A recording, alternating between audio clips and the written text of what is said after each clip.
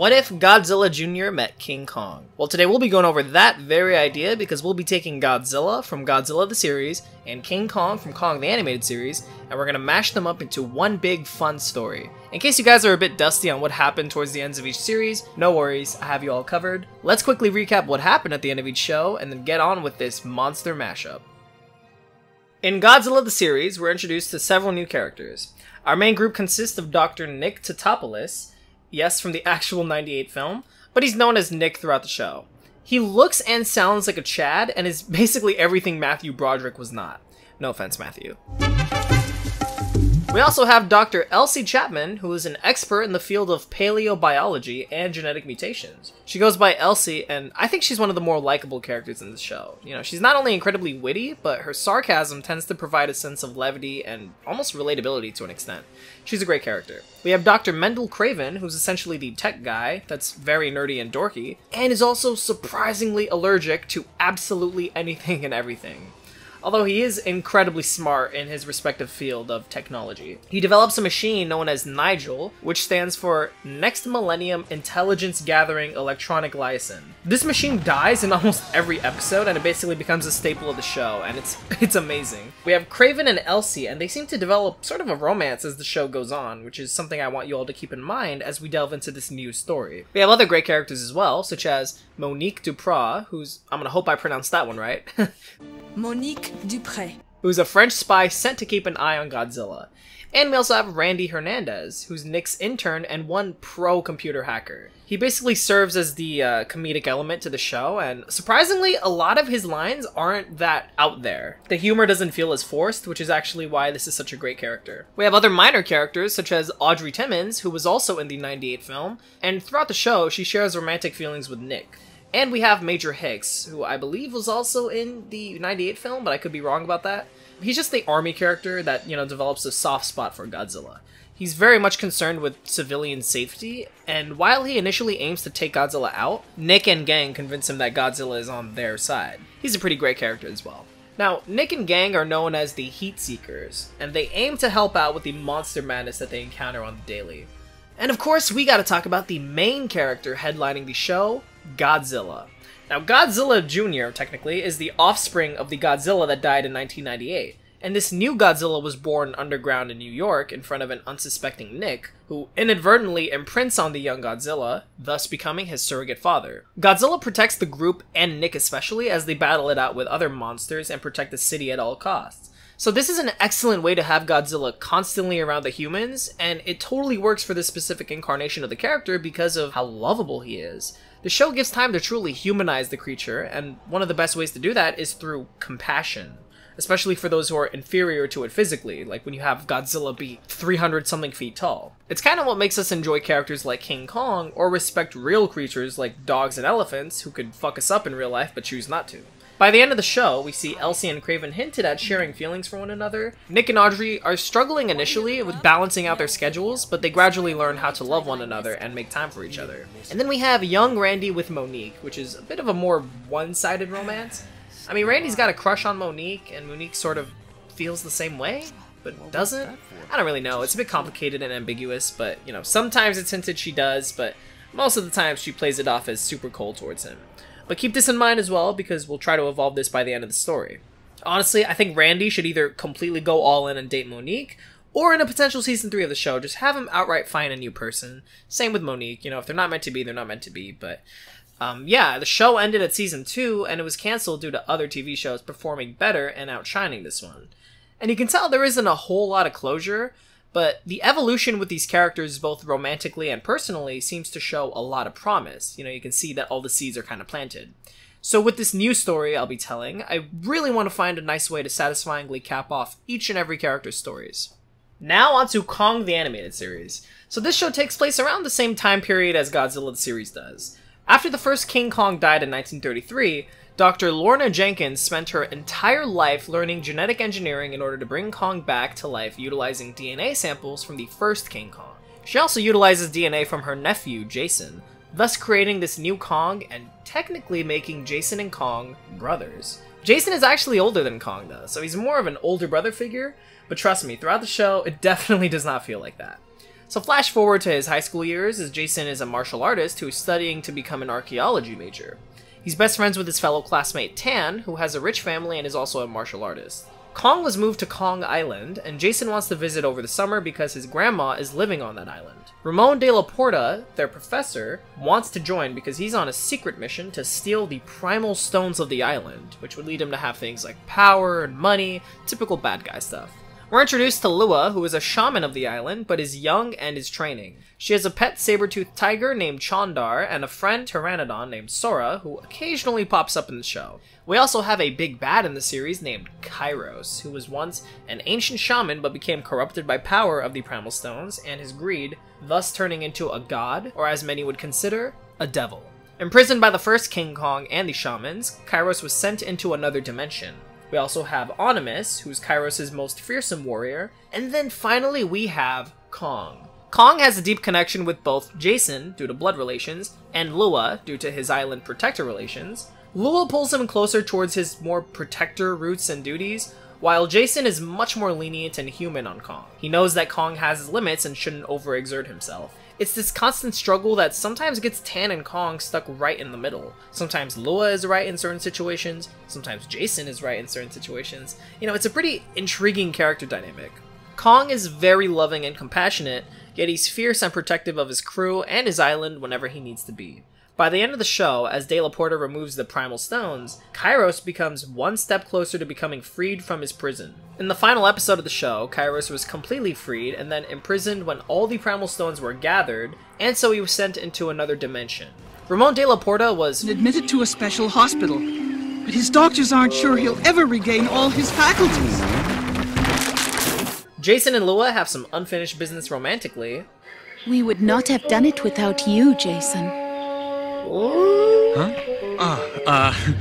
Well, what about the great shaman who put her life on the line and managed to re-imprison Kairos? Hey, God let's not forget damn! fearless Tannenbaum. You are not nice. You are unbearable. And that is why I like you. Huh? Oh.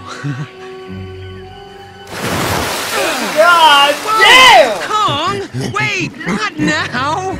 Well, if we can't beat him, Lua, we might as well join him! Throughout the show, and eventually the two films the show featured, Jason and Lua are hinted at having a romantic relationship. So that is something I would love to elaborate upon further. The gang is alright. Kairos is imprisoned and eternally trapped in another dimension. De La Porta is paralyzed. Onimus was buried alive in quicksand. Harpy was frozen to death. Okay, the show has some gnarly endings to each antagonist. But Kong proved that he is king.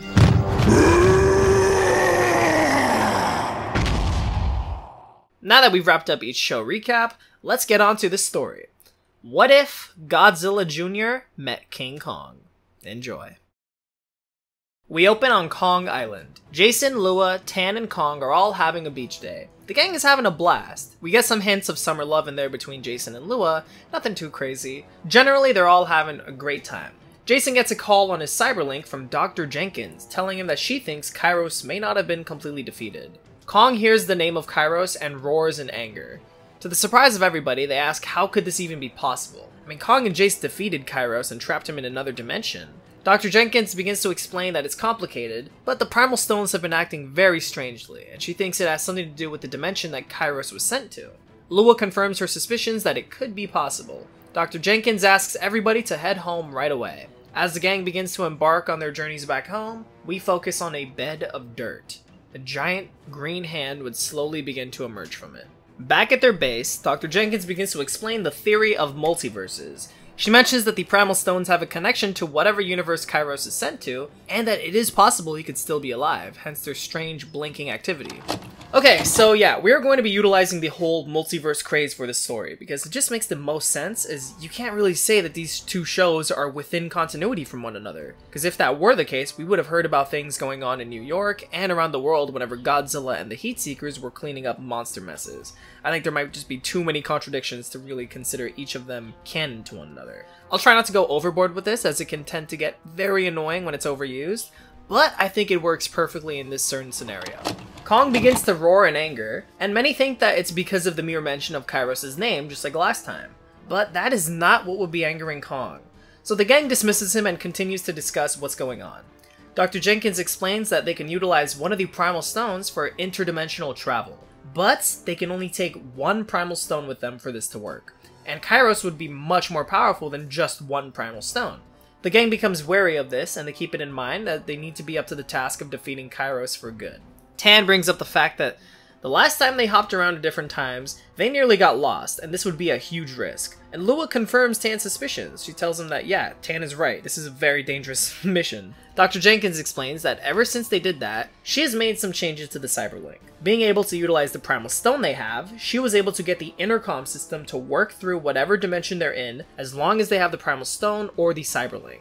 This could be explained through some science-y explanation, since they were able to make the idea of the Cyberlink work, so somehow they can explain it's going to be able to work through channeling the energy of the primal stone. The gang all cheer Dr. Jenkins on for such an incredible achievement. She suggests that they all rest up before going about this mission. Jason reiterates this and lets the gang know that Kairos can't be out there hurting anybody anymore. It's their job to put a stop to it. The gang prepares for their adventure, and Kong warily heads over to his throne. We focus on a certain wall looking very different from the others, and an ominous note begins to play. While asleep, the gang awakens to Kong roaring in anger. He's slamming walls and he's very pissed off. Jason shouts to Kong, asking his buddy what's gotten into him. Kong continues to roar. Dr. Jenkins tells him that Kong is sensing something very dangerous. Lua trusts Kong's senses. Tan suggests that if they're all ready, now would probably be a good time to get a move on. The gang and Kong all agree, and together they begin to draw energy from the power of the Primal Stone to initiate interdimensional travel. Dr. Jenkins and Chandar remain at the base, with Dr. Jenkins making sure that it all goes down to plan. The energy gets brighter and brighter, but then Kong starts to roar in anger again. "Oh no," yells Dr. Jenkins. Kong can see it now. The walls begin to morph as it's revealed who had been following them, stalking them. Onimus. At the last second, Onimus intervenes by grabbing Kong, resulting in him also being taken with the gang to this new dimension. Jason and the gang arrive in New York. Jason, Tan, and Lua are fish out of water since they come from slightly different universes and times. Their outfits are a bit too in-your-face. Lua especially is outright dressed in native clothing, so they obviously will be looked at a little bit weirdly. They panic and ask where Kong and Onimus are. They look around this New York and begin to realize just how much more similar it is to their universe, but then they begin to understand that there are still many differences here and there. Kong is nowhere to be seen. Dead set on their goals, they immediately talk about how they need to find Kong and together look for Kairos and Onimus and put a stop to them once and for all. Lua explains that Kairos is most likely headed to the Kong Island of this world. Tan asks if there even is a Kong in this universe, much less a Kong Island. Lua says she isn't sure. Even if there isn't, Kairos now has an entirely new universe to himself. She's sure he'll destroy this world. Jason interrupts her. "We're not going to let that happen. But first, we need to find Kong." We cut to the base of the Heat Seekers. Nick and gang are discussing the odd weather that they've been experiencing for the last 2 days, inferring that it's been 2 days since the final episode of Kong the Animated Series. Randy explains that he has a strange feeling about all this. Nobody else finds it weird that there are such sharp changes in weather patterns. Elsie and Craven dismiss it as maybe it could be some kind of issue like natural phenomena. Nick slightly shares the same suspicions as Randy, but he doesn't really want to talk about it since they don't have such solid evidence just yet. Monique is kind of indifferent towards it, but she thinks it's best to always be prepared. We get some nice bonding moments between each character, as well as hints that Randy and Monique mutually like each other. Nick gives a call to Audrey, who tells him that there might be something big going down in New York soon. She's not sure what it is though, she only got an anonymous tip and she's gonna pursue it. Nick is proud of her. He tells her to be careful and that he loves her, and she of course says it back. Alright, so I want to show that Nick and Audrey are together and are just all in on this relationship. No fighting, no toxicity between the two, just love, compassion, and support for one another. If you've seen Superman and Lois Season 1, I greatly admire that show for giving us an actually non-toxic relationship. I mean, these are just two people who genuinely love and support each other, and it would be a great payoff to see this kind of relationship actually work in this series. With some very nice build-up, we cut to the devil himself, Kairos. Kairos comes across the Kong Island of this universe, which turns out to be Monster Island. He is fascinated and is aware enough to know that this is clearly a new universe. His goals will be to terraform this planet to his liking. That's right, baby, Kairos did it before Ghidorah did. He calls upon Onimus, who is able to morph at Kairos' will and appears right by his side. Onimus informs Kairos of Kong and the gang's whereabouts. He witnessed their interdimensional travel, and they're the reason he's here. If the two of them get the jump on Kong and gang now, they'll catch them off guard and will be able to defeat them since the Primal Stones do not exist in this universe. This means that one Primal Stone isn't enough to stop either of them, or even entrap Kairos since Kong Island technically doesn't even exist in this universe. Kairos agrees, and together they begin their reign by attacking Monster Island first and foremost. This is Kairos' failsafe. It ensures that he has an army to help aid him in case things go sideways with Kong. He isn't taking any risks with Kong anymore. Kairos roars, instantly turning the island into a stormy hellscape, just like we saw him do in the series before. He defeats all of the monsters currently residing there. Many of them are beaten into submission, retreat, or bow to Kairos. We cut to the team at Heat headquarters. Randy, with his feet kicked up at a desk, begins to hear his computer beeping like crazy. He makes the gang aware of this as they notice Monster Island is experiencing strange seismic activity. Surprised by such odd phenomena, Nick and Kraven begin to ponder if it could be an entirely new monster. Elsie is very surprised as there's only been bad weather. Seismic activity and outright storms beginning to develop is very new. And the camera equipment that could be used to monitor Monster Island is all down. Godzilla roars due to his senses going off and begins to swim towards the island. Before Nick can yell for Godzilla to come back, they get a call from Major Hicks. There's a giant monster attacking New York. Nick tells Major Hicks that something strange is going on with Monster Island, but Hicks tells him that that's the least of his worries right now.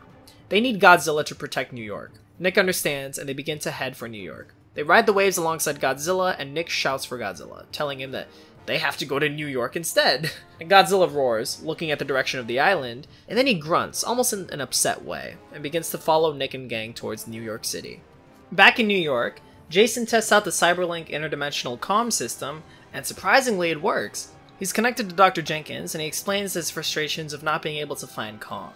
Jason is worried Kong could be hurt. Dr. Jenkins reassures her nephew that she's sure Kong is fine, and Lua confirms this with her classic "the Protector can defend himself" line. Dr. Jenkins says to Jason and crew that what she's worried about is Kairos' goals. Last time they went up against Kairos, they barely won by the skin of their teeth. Mega Kong wasn't enough to handle Kairos at full power, and the only way they won was with the use of the Primal Stones. Now, the Primal Stones aren't in this universe, and they were only able to travel to this universe with one Primal Stone, or else the removal of them from their universe would have destroyed their world entirely. Dr. Jenkins is also worried that now they have Onimus in the mix. When they went up against Onimus in ancient times, he was so much more powerful than Kong that it took the original King Kong aiding him in defeating Onimus. Now they are in a world surprisingly abundant in radioactive sources, and there's a good chance Onimus could be just as strong again now as he was then. There is foreshadowing of much larger monsters existing in this world through passing magazines and newspapers, but the gang never really catches this because they're busy looking for Kong. They hear a ruckus in the distance. Jason and the gang run over and see some destruction on a city street. Jason is surprised and concerned at what could have done this much damage. It couldn't have been Kong because he isn't that big. As missiles from a jet above Jason are fired, it misses a giant object near him and hits a building right above them. As the gang begin to scream, about to be crushed by debris, a giant shadow suddenly appears, swooping in and catching the debris, also covering the gang in darkness. The hand is lifted and it's revealed to be Kong! But Kong is much, much larger. In this continuity, he will be the same size as Godzilla. Jason is absolutely baffled at the sheer size of Kong in this universe. Kong grunts in fear as the gang all exclaim in awe, in pure disbelief at how large he is. Jason calls Dr. Jenkins, and she begins to explain that the monsters from their universe are much larger in this one due to their molecular energy.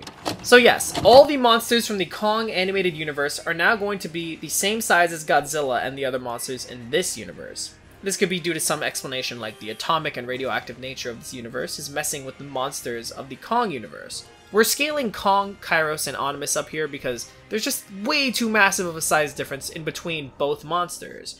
Godzilla is obviously way larger, and without scaling up Kong, there practically is no story. If there is, it just isn't one that would interest me because it would probably just be Godzilla and his little monkey sidekick. No thanks, I'm good. So we're gonna scale up Kong here because that would make for a better story. And with cartoon logic, it's feasible. Back to the story. Dr. Jenkins is fascinated. She gives some scientific techno jargon and begins to wonder if his other attributes have scaled up as well, including his strength, durability, and speed. Lua's mystical talk can help explain this as well.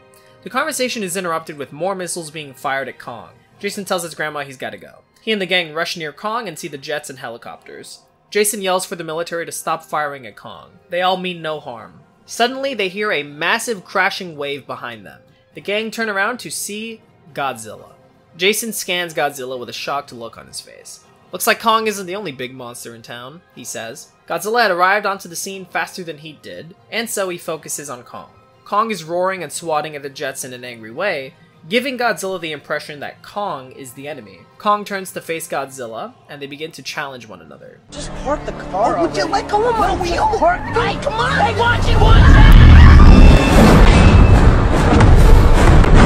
Jason tries to calm Kong down, but Kong makes sure that they're safe before he begins to battle Godzilla. And now, one of the best parts of the episode, King Kong and Godzilla engage in a ferocious battle.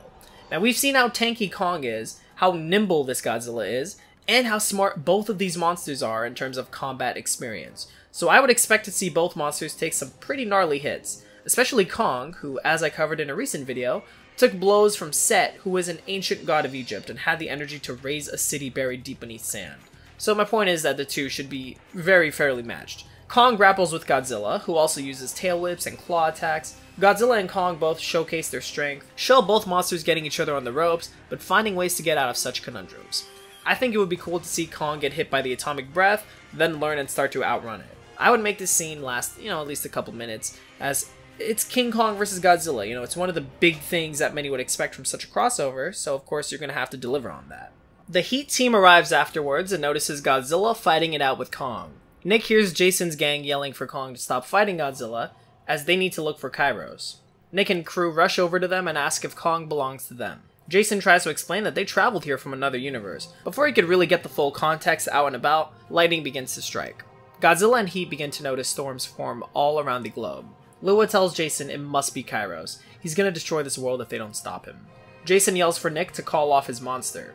Nick tries, but Godzilla and Kong are locked in a battle of pure ferocity. Audrey appears and Nick pulls her in, asking if she's okay. She says she's fine. She was filming Kong's swat at the jets, then Godzilla appeared. Her news helicopter has eyes in the sky, and she just got a tip that New York just got a tsunami warning. The massive group begins to notice a tsunami about to hit New York. Lua yells to Jason that it's Kairos. He's aware of their presence and is trying to put a stop to them.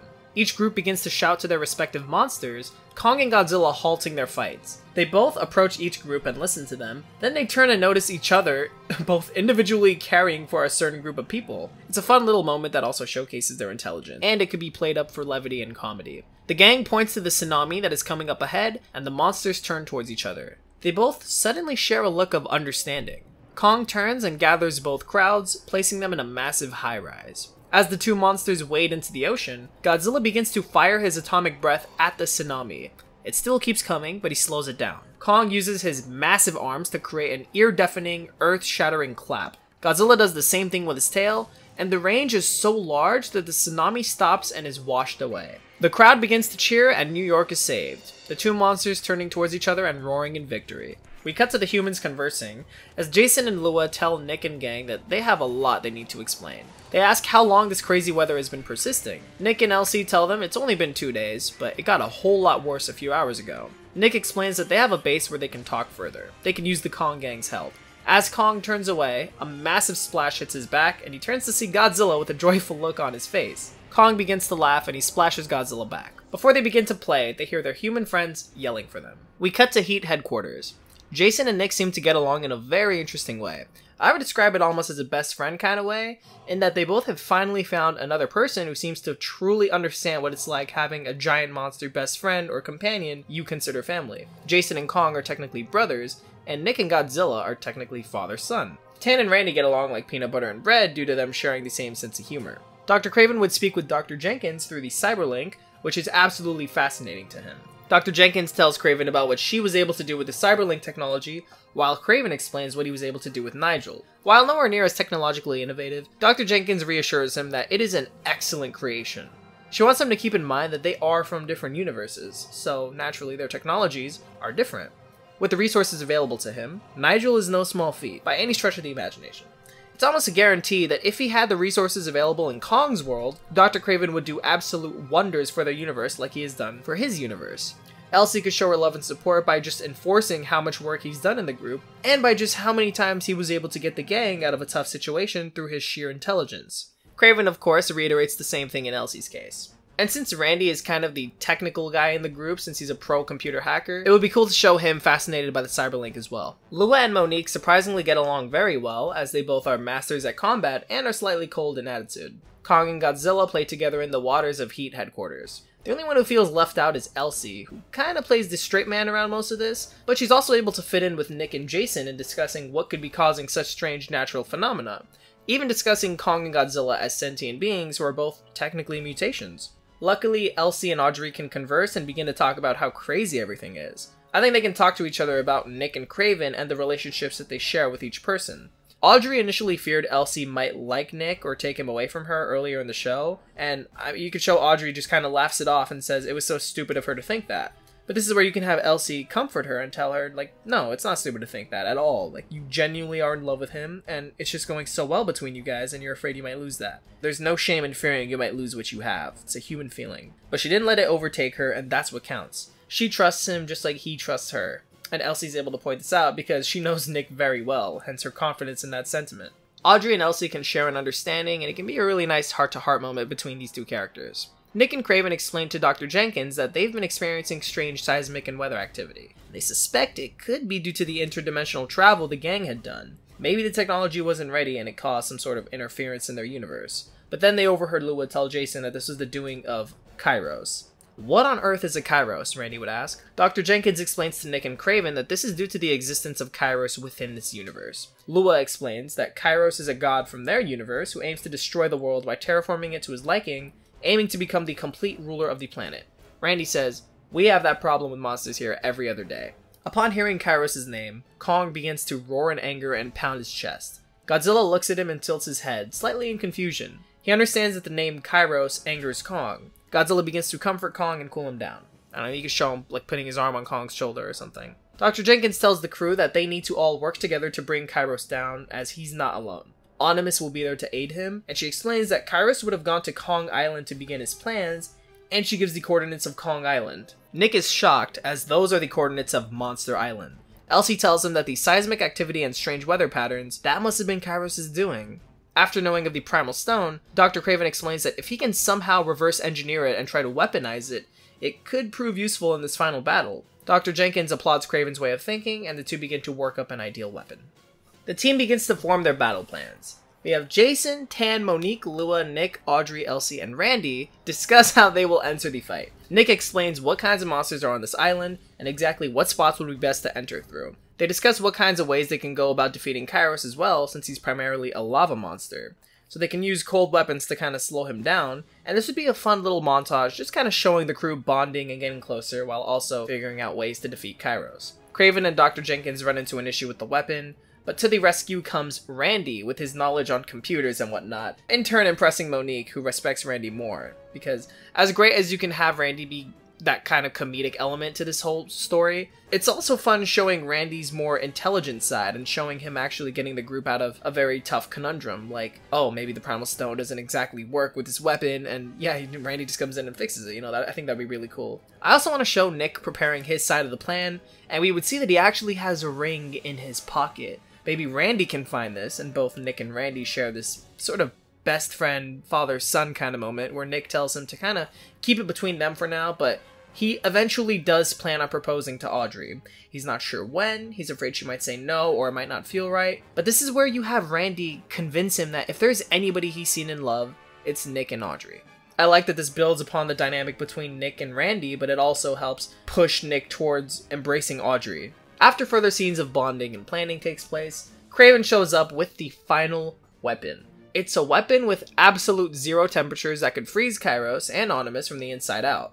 The only issue is that it would have to be ingested by both monsters. That's where these guns come in. Guns being in the form of two giant monsters named Godzilla and Kong. Jason asks Kong, "Can you handle that, big guy?" Kong grunts in agreement. Jason gets up, saying, "Looks like there's no time to waste. Let's find Kairos and defeat him once and for all." Nick stands beside him, and as the gang all begin to enter frame, we see Godzilla and Kong show up right behind them, giving us an excellent hero shot.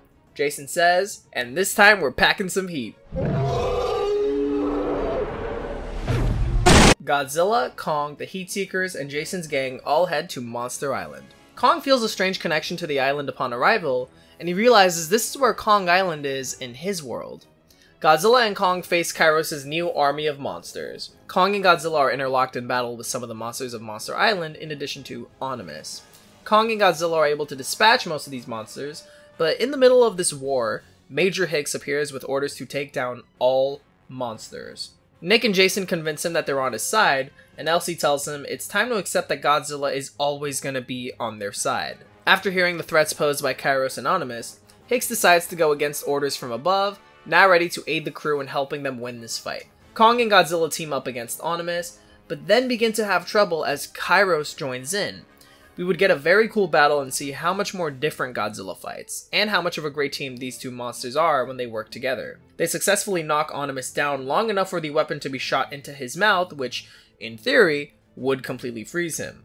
But it doesn't. Kraven explains it would take some time for his blood to come in contact with the freezing liquid and completely deoxidize and freeze. Kairos roars in fury. As this 2v1 plays out, they crash into the ship the humans are in, resulting in the weapon to stop working. This means the weapon now has to be shoved into the enemy's mouth by hand.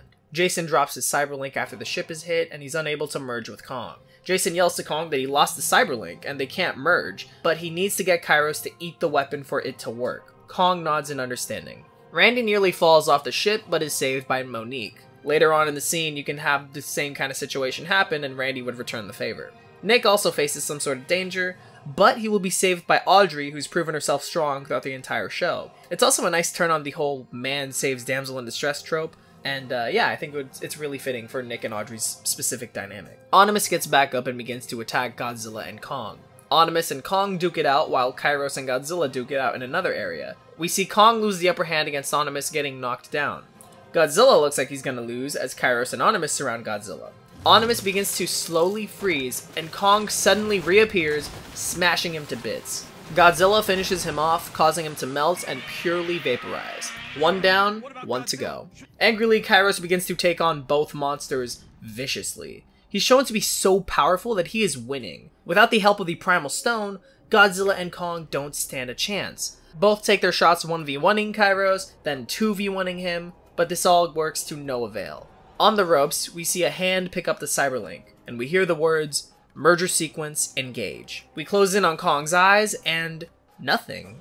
Confused, Kong looks over and sees Godzilla with glowing eyes. Nick had picked up the cyberlink in battle and merged with Godzilla. And here we get a very cool tag team battle as both Kong and Godzilla manage to give Kairos a very tough fight. As Kairos is on the ropes long enough for Kong to shove the weapon, with Nigel of course, into Kairos' jaws, we get an excellent Nigel death of him being swallowed by Kairos, who is a demon god. Kairos begins to roar, and as he tries to kill Godzilla and Kong, he begins to slow down. Perplexed by this and unaware of what is happening, he begins to slow down further and further, and he gradually starts to turn into ice. Godzilla lifts Kairos by his tail as Kairos screams and roars, then he swings him towards Kong, who smashes him to bits and pieces, Godzilla firing his atomic breath at the shattered remains, thus putting an end to Kairos for good. The gang all recoup and cheer for both monsters, who roar in victory and even hug his friends. Nick unmerges with Godzilla, and he is having the worst headache ever. Audrey runs over and hugs him. He explains his head feels like it's gonna explode. Jason laughs and lends him a hand, telling him, "Yeah, that'll happen every now and then. You just kinda get used to it. Right, Kong?" Kong grunts and looks over at Godzilla, who is squirming from how new that feeling was to him. The gang all laugh, and we cut back to Heat headquarters. By the end of the episode, the teams all hug and become close friends. Jason, Lua, and Tan thank all the Heat Seekers for helping them put an end to Kairos. They respond by telling him it's not a problem, and if they ever need anything, feel free to interdimensionally hop to our universe anytime. In these last moments, Nick says he has an announcement to make. Kraven jokes, "Are the Heat Seekers finally shutting down?" Nick is silent. "Oh no," says Kraven. "No, Kraven, it's not like that at all. I just had a realization today." Nick begins to explain that he's in love with Audrey and he really means it. He drops everything, gets onto one knee, and proposes to Audrey in a very heartwarming scene. Audrey accepts and the two become engaged. I think this would be a great way to kind of pay off these two characters' relationships throughout the show. And somewhere in the scene, I would show Kraven and Elsie share their first kiss, and finally show Monique and Randy begin to share feelings for one another and pursue it completely. Godzilla gets grossed out at them kissing and roars, walking away comedically. Kong laughs at him, then grunts and looks down. Jason finally admits his love for Lua as well, and they finally share their first kiss. Kong and Tan both groan in disgust, Kong picking up Tan and walking away just like Godzilla did. So I think this would be a perfect way to cap off all the stories of these characters. Any romantic interest between them that was hinted at the starts of each show and developed over time can now finally culminate in this crossover. Godzilla and Kong share one last hug, and Kong's gang prepares to head back home. Before they do, Jason tells him to wait. He goes over to Nick and hands him his cyberlink. Jason, are you sure? Trust me, we have backups at home. If you guys ever need anything, you know just how to reach us. Nick smiles. He looks up at Godzilla. It'll take some getting used to, but I think this would be a pretty great failsafe in the future if we run into any more problems. Seriously though, thank you, Jason. Jason smiles and the two shake hands. Kong and crew all gather together as Godzilla and the Heatseekers look at them. They all wave to each other and the two part ways. Kong and crew arrive back to their world on Kong Island. They reunite with Dr. Jenkins and Chandar, and we have a moment of Kong being the king of Kong Island. We have a montage on Godzilla's side as Nick and Audrey get married, the crew remain happy together, and Godzilla roars as a respected king of Monster Island. We get a side-by-side shot of Kong and Godzilla roaring, and we cut to black, rolling the credits. Thank you guys so much for watching, I really appreciate it. This one took a bit of work, and it was a lot of fun, and I'm really glad to finally pick up this series again. And let me just tell you right now, I bit the fuck out of my tongue on vacation, so I have just been talking with this terrible pain in my tongue, so if I've been kind of lispy and shit, then that is definitely what's going on, is I bit the hell out of my tongue. But, hey, let me know what you guys think down below, if you loved it, if you hated it, if you have any other kinds of ideas you would love to see in this sort of crossover. I really tried to do Godzilla and Kong both justice in their respective universes, and I really wanted to make sure to show that each character kind of deserves a way to cap off their stories in brilliant ways. And, yeah, I don't think it's perfect, but I really would love to hear your feedback, and let me know if you guys just enjoyed kind of the direction that I took each character, and, yeah. Please like, comment, and subscribe for more, and I will catch you all in the next one. This is King Kong 19100, signing out. And until next time, bye-bye.